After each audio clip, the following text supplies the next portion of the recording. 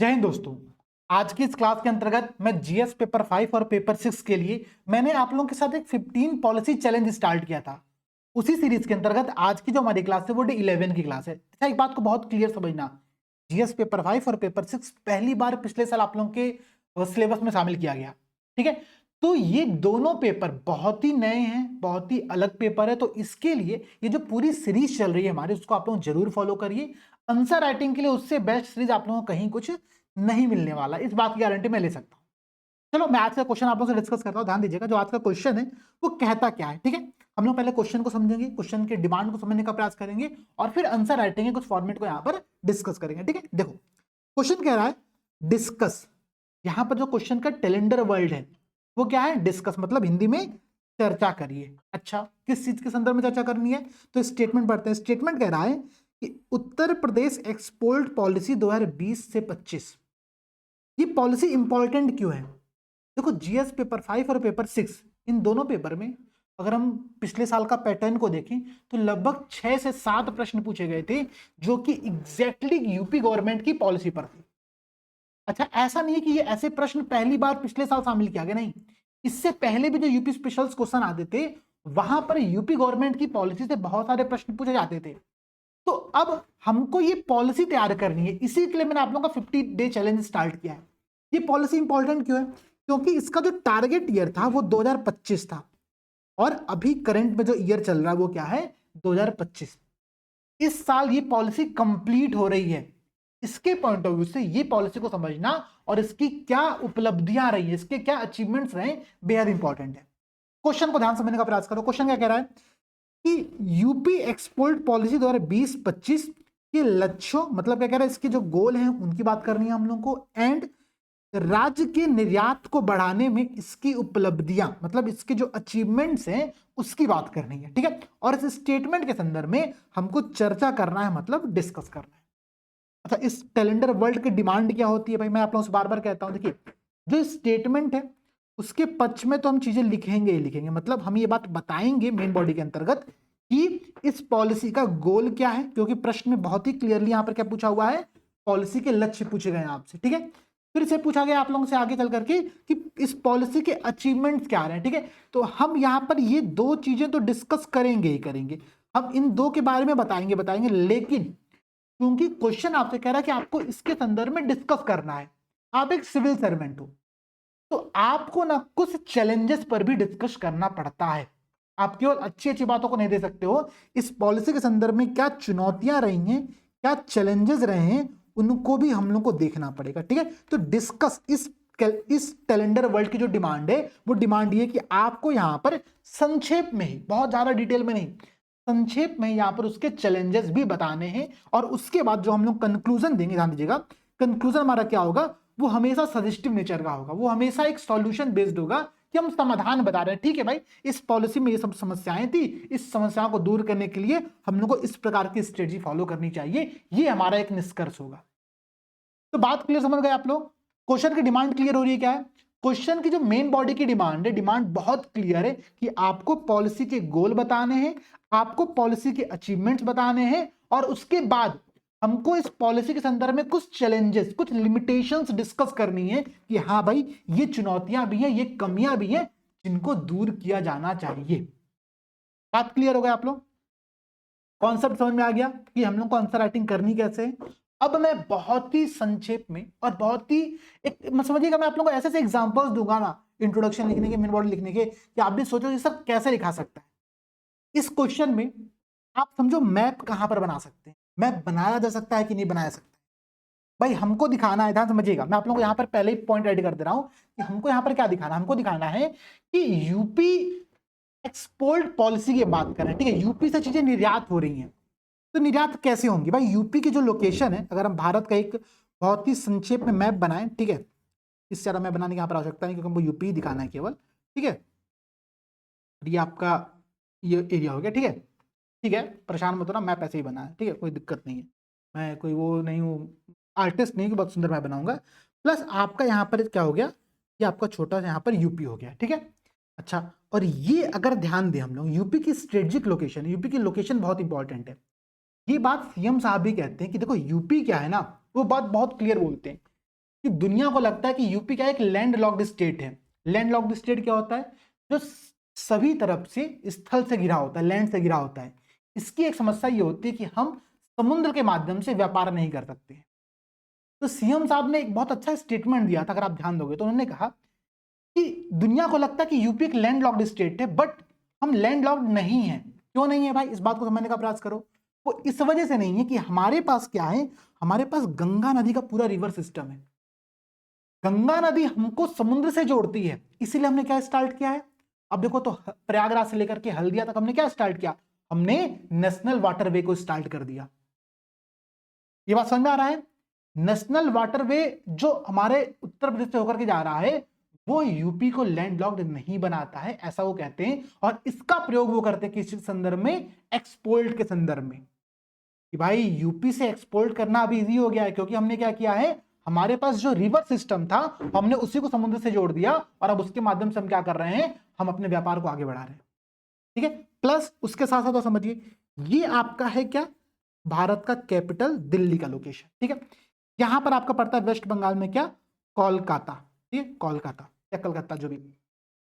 अब इससे फायदा क्या है कि यूपी की जो कनेक्टिविटी है ना, वो दिल्ली से भी अच्छी है। बहुत सारे आपको हाईवेज देखने को मिल जाएंगे, मेरठ, दिल्ली, आगरा होते हुए। ठीक है, तो हाईवेज की कनेक्टिविटी मतलब समझिए कि उत्तर प्रदेश के सबसे पूर्वोत्तर मतलब पूर्वांचल से और दिल्ली की कनेक्टिविटी हाईवे के माध्यम से बहुत अच्छी हो चुकी है। जब ट्रांसपोर्ट अच्छा रहेगा तो एक्सपोर्ट जैसी सुविधाएं जो होंगी वो अपने आप तेजी से बढ़ेंगी। ठीक है, तो हमारे साथ फायदा ये हुआ कि हमने दिल्ली से यूपी की पूरी कनेक्टिविटी को सुनिश्चित किया, जिसके माध्यम से अब यूपी के सारे प्रोडक्ट कहां पर पहुंचते हैं? दिल्ली पर पहुंचते हैं। और दिल्ली से हम क्या करते हैं? पूरे विश्व में अपने सामानों को एक्सपोर्ट करते हैं। सेम कॉन्सेप्ट कहां से हो रहा है? कलकत्ता से भी हो रहा है भाई। ठीक है, कलकत्ता से हमने क्या किया? हमने समुद्र माध्यम से अपने सामानों को अंतरराष्ट्रीय मार्केट में पहुंचाना स्टार्ट कर दिया। प्लस नेपाल से हमारी बाउंड्री यहां पर टच हो ही रही है। तो यूपी की जो लोकेशन है ना, वो इसको एक्सपोर्ट हब के रूप में स्थापित करने में बहुत ही महत्वपूर्ण, बहुत ही स्ट्रेटेजिक लोकेशन है। अब आपको यह बात सोचनी है कि क्या आप इस प्रश्न में मैप का यूज कर सकते हैं? क्या आपने इस प्रश्न में मैप बनाना सोचा?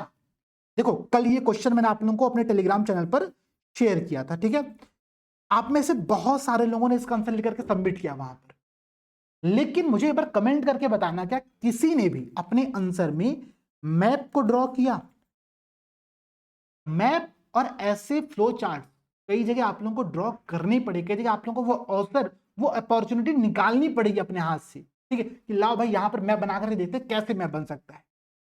ये होता है मैप बना करके अपने आंसर को बहुत शानदार तरीके से रिप्रेजेंट करना। ये बहुत ही एक बहुत अच्छे पॉइंट को बता रहा है कि भाई यूपी की स्ट्रेटेजिक लोकेशन है, जो कि दिल्ली, कोलकाता और नेपाल जैसे अंतरराष्ट्रीय मार्केट से भारत को कनेक्ट करती है, यूपी को कनेक्ट करती है।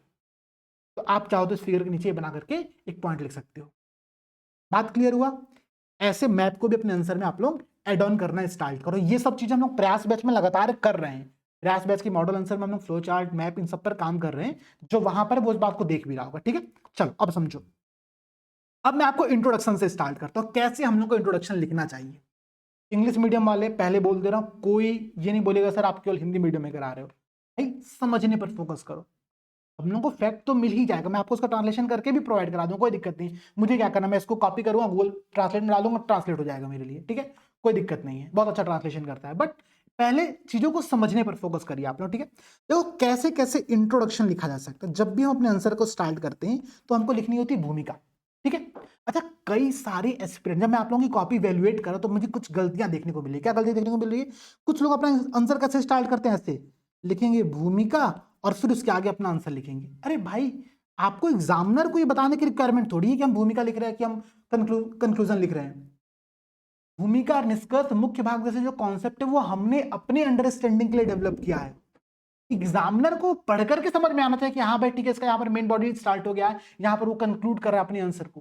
वो बताने की रिक्वायरमेंट नहीं होनी चाहिए। ठीक है, अब ध्यान समझिएगा कैसे हम लोग इंट्रोडक्शन लिख सकते हैं। कई प्रकार के इंट्रोडक्शन आपसे डिस्कस करता हूं जो कि बहुत ईजी और बहुत सिंपल है। ऐसा नहीं कि इसको लिखने के लिए आपको बहुत सारे फैक्ट या फिर बहुत सारे आपको कॉन्सेप्ट पता होने चाहिए। ठीक है, जैसे कि पहला इंट्रोडक्शन देखो, उत्तर प्रदेश सरकार ने वर्ष 2020 में उत्तर प्रदेश एक्सपोर्ट पॉलिसी 2020-25 को लागू किया, जिसका उद्देश्य राज्य को एक्सपोर्ट हब के रूप में विकसित करना और राष्ट्रीय व अंतरराष्ट्रीय बाजारों में प्रतिस्पर्धात्मक बढ़त दिलाना है। अब एक बात समझो, कोई एक ऐसा एस्पिरेंट है, ठीक है, जिसने यूपी एक्सपोर्ट पॉलिसी 2020 और 25 को नहीं पढ़ा है, ठीक है, बात समझिएगा। अगर कोई एक ऐसा एस्पिरेंट है तो क्या वो इस इंट्रोडक्शन को लिख सकता है? बिल्कुल लिख सकता है। क्यों भाई? भाई अगर एक्सपोर्ट पॉलिसी बनाई जा रही है तो उसका उद्देश्य क्या होगा? यूपी को एक्सपोर्ट हब के रूप में स्टेब्लिश करना होगा। अच्छा, मानो अगर हमने एक पॉलिसी पढ़ी थी इससे पहले, क्या कि यूपी इन्वेस्टमेंट पॉलिसी। अब यूपी इन्वेस्टमेंट पॉलिसी का उद्देश्य क्या है? भाई यूपी को हम इन्वेस्टमेंट हब के तौर पर स्टेब्लिश करें। भाई यूपी अब निवेश गंतव्य के तौर पर, हम एक अच्छे राष्ट्र के तौर पर, एक अच्छे प्रदेश के तौर पर उभरे, यही तो उद्देश्य हो सकता है ना। सेम कॉन्सेप्ट यहां पर है कि भाई राज्य को एक्सपोर्ट हब के रूप में विकसित करना होगा, प्लस नेशनल और इंटरनेशनल मार्केट में जो कंपिटेटिव इन्वायरमेंट है उसमें यूपी को आगे ले जाना होगा। एक बहुत सिंपल इंट्रोडक्शन जिसके लिए आपको कोई नई जानकारी होने की रिक्वायरमेंट नहीं है। आगे देखो भाई, अब मैं कुछ डाटा बेस्ड आपको इंट्रोडक्शन समझाता हूं जो कि आपको पता होना चाहिए, क्योंकि आपके सिलेबस में ये पॉइंट दिया गया तो आपको ये पॉइंट यहां पर याद करना पड़ेगा, ठीक है। देखो भाई, मैं कुछ डाटा याद करा रहा हूं, याद कर लेना। एक इंट्रोडक्शन कंप्लीट हो चुका है, मैं आपको दूसरे इंट्रोडक्शन का तरीका बता रहा हूं। उत्तर प्रदेश से वर्ष 2017-18 में, ये गवर्नमेंट की डाटा से मैंने एक आंकड़ा लिया कि 88,000 करोड़ का एक्सपोर्ट हुआ, ठीक है। 2017-18 का आंकड़ा कि 88,000 करोड़ का एक्सपोर्ट हुआ। क्यों आंकड़ा 2017-18 का है? आपको बात समझ आ रही है कि ये आंकड़ा क्यों अवेलेबल है? अरे भाई, इस टाइम गवर्नमेंट चेंज हो रही है, तो गवर्नमेंट क्या करती है, जब वो स्टेब्लिश होती है तब से लेकर के अपने आगे तक का एक कंपैरिजन करती है। सेम कॉन्सेप्ट यहां पर किया जा रहा है, ठीक है। 2017-18 में कुल एक्सपोर्ट 88,000 करोड़ का हुआ। इस प्रकार देश के एक्सपोर्ट में लगभग 4.5% का यूपी का कंट्रीब्यूशन है, जिसके माध्यम से यूपी जो है पूरे एक्सपोर्ट में 5वें स्थान पर आता है देश में, ठीक है। ये आंकड़ा ध्यान रखिएगा, ये आंकड़ा आप लोगों को पता होना चाहिए, ठीक है, याद करो इस आंकड़े को। जबकि अगर हम लैंड लॉक्ड स्टेट में बात करें तो लैंड लॉक्ड स्टेट में सबसे बड़े एक्सपोर्टर के तौर पर यूपी स्टेब्लिश था। 2017-18 का ये एक आंकड़ा है। प्रदेश को एक्सपोर्ट प्रमुख राज्य बनाने के उद्देश्य उत्तर प्रदेश एक्सपोर्ट पॉलिसी 2020-25 को तैयार किया गया। हमने एक इंट्रोडक्शन देकर के ये भी बात यहां पर बता दिया। बहुत अच्छा इंट्रोडक्शन है, बहुत शानदार इंट्रोडक्शन है। एक फैक्ट का प्रयोग किया गया, 2017-18 का यहाँ पर एक डाटा दे दिया गया। आप कहोगे सर लेटेस्ट डाटा क्यों नहीं है? लेटेस्ट डाटा हम यूज करेंगे पता है कहां पर? कंक्लूजन में दिखाता हूं मैं कैसे आप लोगों को, बट पहले आप लोग इस बात को समझो। आगे समझो क्या भाई, कि देश के कुल टोटल जो हैंडीक्राफ्ट एक्सपोर्ट्स हैं उसमें लगभग 45%, प्रोसेस्ड मीट में 41%, कालीन, भदोही का जो कालीन है उस कालीन में लगभग 39%, चर्म एवं चर्म उत्पाद में यूपी का 26% का कंट्रीब्यूशन है। ये किसकी बात कर रहा है? ये इन सब प्रोडक्ट के एक्सपोर्ट की बात कर रहा है कि हम इन सब प्रोडक्ट के एक्सपोर्ट में इतनी इतनी भूमिका पूरे देश भर में रखते हैं। प्रदेश को निर्यात प्रमुख राज्य बनाने के उद्देश्य उत्तर प्रदेश एक्सपोर्ट पॉलिसी 2020-25 को यहां पर तैयार किया गया। बहुत अच्छा इंट्रोडक्शन है, ये भी एक शानदार इंट्रोडक्शन है। तो आपने 3 प्रकार के इंट्रोडक्शन देख लिए। आप परेशान होकर इंट्रोडक्शन क्या लिखे? मैं आपको 3 तरह का इंट्रोडक्शन बता रहा हूं, और इंट्रोडक्शन समझो, एकदम रॉ इंट्रोडक्शन। आपको कुछ नहीं पता इस पॉलिसी के संदर्भ में, तब भी आप ये इंट्रोडक्शन लिख सकते हो। क्या? उत्तर प्रदेश भौगोलिक विशालता, ठीक है, ज्योग्राफिकली जो हमारा एक्सपेंशन उसकी बात यहां पर की जा रही है। क्लाइमेटिक और कल्चरल डाइवर्सिटी जनित उत्पादों की विशाल श्रृंखला, ठीक है। युवा शक्ति की ऊर्जा, भाई सबसे ज्यादा पॉपुलेशन हमारे पास है, ठीक है। हस्तशिल्प, मैं पॉल्यूशन पॉपुलेशन में कंफ्यूज आता हूं बार बार, दोनों सेम ही चीज है लगभग, बस ठीक है।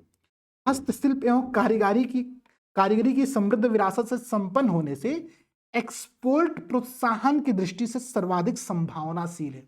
ये बताया क्या बताई जा रही है?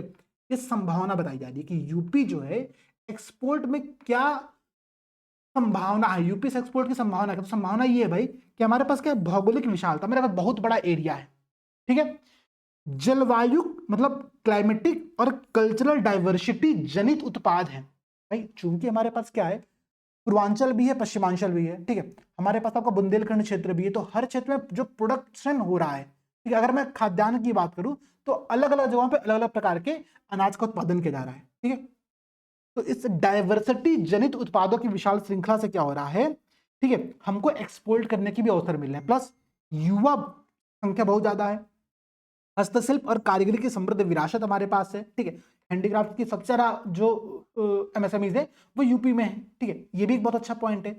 अब इन सबसे संपन्न होने की दृष्टि से यूपी से एक्सपोर्ट सर्वाधिक संभावनाशील है और प्रदेश को निर्यात प्रमुख राज्य बनाने के उद्देश्य से हमने इस पॉलिसी को तैयार किया है। हम अपने इंट्रोडक्शन में एक पॉइंट को ऐड करें कि भाई ये पॉलिसी का निर्माण किया गया है, ठीक है। तो देखो मैंने 4 तरह का आपको इंट्रोडक्शन समझाया है।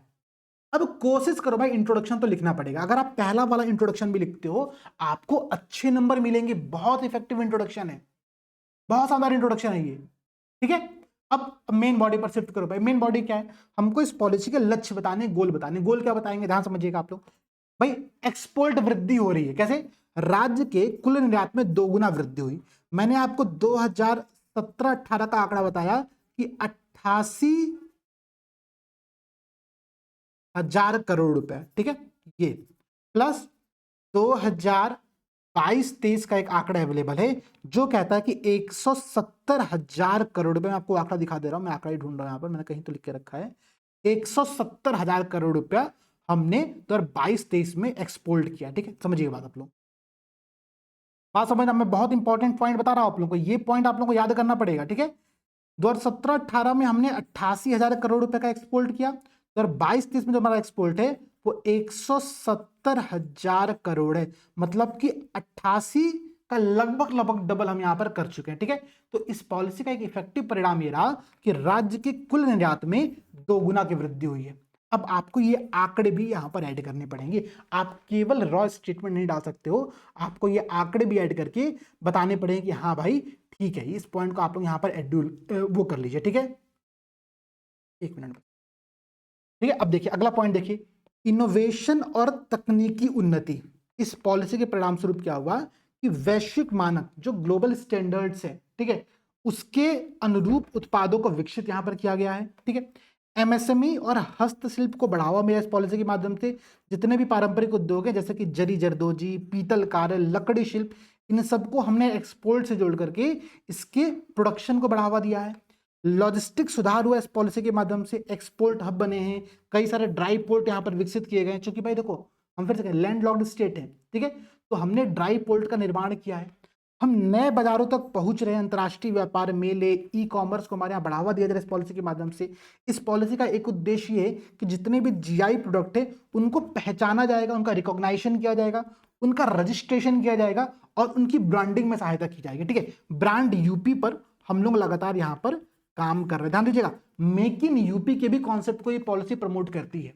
ये सारे पॉइंट्स आपके अपने आंसर में होने चाहिए, ठीक है। Make in UP, brand UP, इन सब चीजों पर भी पॉलिसी काम कर रही है। ये पॉलिसी और क्या कर रही है, एक B2B exchange, business to business exchange की स्थापना कर रही है जो राज्य के एमएसएमईज को, ठीक है, ऑनलाइन व्यापार करने की सुविधा प्रदान करते हैं। ये पॉलिसी क्या करती है कि प्रतिस्पर्धी कंपिटेटिव एक्सपोर्ट अवस्थापना के विकास के लिए, इंफ्रास्ट्रक्चर के डेवलपमेंट के लिए पब्लिक प्राइवेट पार्टनरशिप को भी प्रोत्साहित करती है, ठीक है। ये पॉलिसी क्या करती है, तो डिस्ट्रिक्ट एक्सपोर्ट प्रोत्साहन परिषद, ठीक है, ठीक है, ध्यान समझिएगा। डिस्ट्रिक्ट एक्सपोर्ट प्रमोशन जो परिषद है उसका गठन यहां पर किया गया। ये परिषद क्या करेगा, तो ये परिषद जितने भी उद्योग की समस्याएं डिस्ट्रिक्ट के अंतर्गत उनके समाधान पर कार्य करेगा, ठीक है। प्लस हम क्या करेंगे, उद्यमियों, जितने भी इंटरप्रेन्योर्स हैं, जितने भी गवर्नमेंट ऑफिशियल्स हैं, उनके बीच में निर्यात प्रथाओं के बारे में ज्ञान विकसित करेंगे, ठीक है, कि भाई ठीक है जो किन प्रोडक्ट्स का हम एक्सपोर्ट कर सकते हैं, उनकी स्टैंडर्ड क्वालिटी कैसे मेंटेन होगी, इन सब चीजों को लेकर के हम उद्योगों को लगातार यहाँ पर ज्ञान भी देते रहेंगे, स्किल ट्रेनिंग भी करते रहेंगे। इस बारे में बात की जा रही है, ठीक है। तो इस पॉलिसी का लक्ष्य ये सारा है। अब आपको कि सर क्या इतने सारे पॉइंट्स लिखने की रिक्वायरमेंट है? नहीं रिक्वायरमेंट है ना, तो हम लिख सकते हैं एग्जाम हॉल में, ठीक है। 200 शब्दों में हमको लिखना रहता है। हम इसमें से 4-5 पॉइंट आप पकड़ो, 5 पॉइंट मिनिमम पकड़ो, उसको लिख करके अपने आंसर में आगे बढ़ो, ठीक है। अचीवमेंट्स की बात करो भाई, अचीवमेंट्स क्या रहा, जैसे कि हमने एक्सपोर्ट में वृद्धि किया, ठीक है, राज्य का जो निर्यात है वो 50% तक बढ़ा है, ये इसका एक पॉइंट है, ठीक है। ODOP, one district one product, जिलों के विशेष उत्पादों को वैश्विक पहचान यहां पर मिली है। इंफ्रास्ट्रक्चर डेवलपमेंट किया गया, ग्रेटर नोएडा में इंटीग्रेटेड एक्सपोर्ट हब की स्थापना हो चुकी है। रोजगार सृजन इस पॉलिसी के माध्यम से किया जा रहा है, ठीक है। एमएसएमई चूंकि एक्सपोर्ट ज्यादा होगा तो इंप्लॉयमेंट यहां पर क्या होगा, बढ़ेगी, रोजगार यहां पर बढ़ेगी, ठीक है। तो ये सारी अचीवमेंट्स भी आप लोगों को बतानी है। मैंने आप लोगों को यहाँ पर आंकड़े भी ऐड करा दिए, मैंने यहाँ पर आप लोगों को पॉइंट भी ऐड करा दिया। ये सारी बातें आप लोग अपने आंसर में शामिल कर लेना। मैंने आपसे कहा था क्वेश्चन की जो डिमांड है, ध्यान समझिएगा, क्वेश्चन की डिमांड है डिस्कस करें। क्या करें, डिस्कस करें, मतलब आपको यहाँ पर कुछ लिमिटेशन या चैलेंजेस भी डिस्कस करने पड़ेंगे, ठीक है। कुछ चुनौतियों पर बात करते हैं, इतनी चुनौतियां लिखनी नहीं है, ध्यान समझिएगा, बट बात करते हैं। बात क्या करना है भाई, सबसे पहली बात समझो, चूंकि ये पॉलिसी 2020 से 25 तक के लिए बनाई गई, जो कि इसी साल है 25 का लास्ट ईयर, मतलब है कि अब हमको आगे की पॉलिसी 2025 से 30 तक की बनाने की रिक्वायरमेंट है। ठीक है, अच्छा भाई, हम नई पॉलिसी बनाएंगे तो हम क्या करेंगे, पुरानी पॉलिसी में जो जो लिमिटेशंस रहा उस लिमिटेशन को दूर करेंगे। तो सबसे इंपॉर्टेंट पॉइंट आपका जो निष्कर्ष होगा, निष्कर्ष ये होगा कि 2020 से 25 पॉलिसी को ध्यान में रखते हुए और इसमें जो समस्याएं थी उनको ध्यान में रखते हुए हमको एक नई पॉलिसी 2025 और 30 की रिक्वायरमेंट है, जो कि वर्तमान में जो ग्लोबल परिदृश्य डेवलप हो रहा है। कैसा डेवलप हो रहा है भाई, आप देखो तो यूएसए में एक इलेक्शन हुआ, उसके बाद पूरी वहां का मतलब सिनेरियो चेंज हो गया। ठीक है, वो अपने यूएसए फर्स्ट की पॉलिसी पर काम कर रहा है, अमेरिकन फर्स्ट की पॉलिसी पर काम कर रहा है। तो अब एक्सपोर्ट इंपोर्ट में बहुत सारे बैरियर्स आने वाले हैं। इन सब चीजों को ध्यान में रखते हुए कई देशों के मध्य में तनाव बढ़ रहा है। ठीक है, उन तनाव के कारण जो समस्याएं क्रिएट हो रही है, उन चैलेंजेस क्रिएट हो रहा है, उनको ध्यान में रखते हुए यूपी को एक न्यू एक्सपोर्ट पॉलिसी की रिक्वायरमेंट है। ये पॉइंट आप लोग यहां पर ऐड कर सकते हो। बात समझ गए भाई, वर्तमान वैश्विक परिदृश्य में जो परिवर्तन हो रहे हैं और कई देशों के मध्य में जो तनाव क्रिएट हो रहा है, उनको ध्यान में रखते हुए यूपी को एक न्यू एक्सपोर्ट पॉलिसी की रिक्वायरमेंट है। अब इस पॉलिसी में चैलेंजेस क्या है, पहली बात लॉजिस्टिक और परिवहन संबंधी चुनौतियां। ठीक है, ठीक है भाई, क्या चुनौतियां हैं, तो अपर्याप्त परिवहन सुविधाएं। भाई ठीक है, सरकार काम कर रही है, बहुत सारे हाईवेज बन रहे हैं, ठीक है, लेकिन तब भी सुविधाएं तो कम है ना। धीमी माल ढुलाई, उच्च लॉजिस्टिक लागत, ये सब एक बड़ी समस्या है। ठीक है, निर्यात केंद्रों की, एक्सपोर्ट सेंटर्स की सीमित संख्या से अंतर्राष्ट्रीय व्यापार प्रभावित हो रहा है। वैश्विक प्रतिस्पर्धा और गुणवत्ता मानक बहुत खराब है, हमारे जो क्वालिटी स्टैंडर्ड्स है ना, वो बहुत खराब हो रहे हैं। ठीक है, राज्य के कई ट्रेडिशनल जो प्रोडक्ट हैं वो अंतर्राष्ट्रीय गुणवत्ता मानकों पर खरे नहीं उतरते, जिससे क्या होता है, निर्यात में बाधा आती है। एक पॉइंट आप यहाँ पर ऐड करो कि भदोही की जो कालीन है ना, उसको कई सारे देश अपने यहाँ पर क्या करते हैं, इंटरनेशनल मार्केट में एक्सेप्ट ही नहीं करते। क्यों, क्योंकि भदोही में ऐसा कहा जाता है, मतलब ऐसा है भी, समस्या भी है कि भदोही में बाल मजदूरी इस इंडस्ट्री में बहुत ज्यादा होता है। ठीक है, तो अब ऐसी प्रथाओं को हमको अपने इंडस्ट्री में समाप्त करना पड़ेगा। ध्यान दीजिएगा, मैं बहुत अच्छा एग्जांपल आपको दे रहा हूं। भदोही की कालीन इंडस्ट्री में बाल मजदूरी बहुत ज्यादा देखने को मिलता है, जिसके कारण से भदोही की कालीन को बहुत सारे नेशंस ने रिजेक्ट कर दिया अपने यहाँ पर, अपने मार्केट में प्रवेश करने से, क्योंकि वो एक तरीके से बाल मजदूरी को प्रमोट नहीं करना चाहते। तो कई हमारे traditional product international quality standard पर खरे नहीं उतर रहे हैं, ये एक सबसे बड़ा चैलेंज है, इसको ध्यान देने की आवश्यकता है।